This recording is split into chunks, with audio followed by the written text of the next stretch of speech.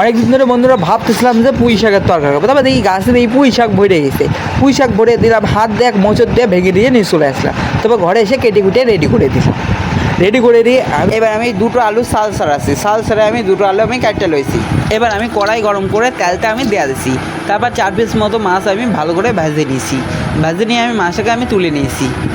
তুলে নিয়ে এই ভাজা তেলে এবার আলুটা আমি দিয়ে আমি কিছুক্ষণ আলুটা কিছুক্ষণ ভেজে নিয়েছি। ভেজে নিয়ে আমি পুঁই শাক দিয়েছি। পুঁই শাক দিয়ে হলুদ লবণ দিয়ে আমি কিছুক্ষণ কষিয়ে তারপর আমি জল দিয়ে নাড়িয়ে নিয়েছি। নাড়িয়ে নেওয়ার পরে সম্পূর্ণ মাছটা আমি ঢেলে দিয়েছি। ঢালে দেওয়ার পরে আমি 15 মিনিট মতো ঢাকা দিয়ে দিয়ে দিয়েছি, যাতে তরকারিটা ভালো হয়। তারপর আমার যেহেতু পড়া বাকি ছিল 15 মিনিট মতো কিছু পড়া, তাই আমি পড়ে দিচ্ছিলাম ফাঁকে। তারপর আমি তেলের মধ্যে আবার জিরে ফোড়ন দিয়ে দিচ্ছি। জিরে ফোড়ন দিয়ে আমি তরকারিটা ঢেলে দিছি।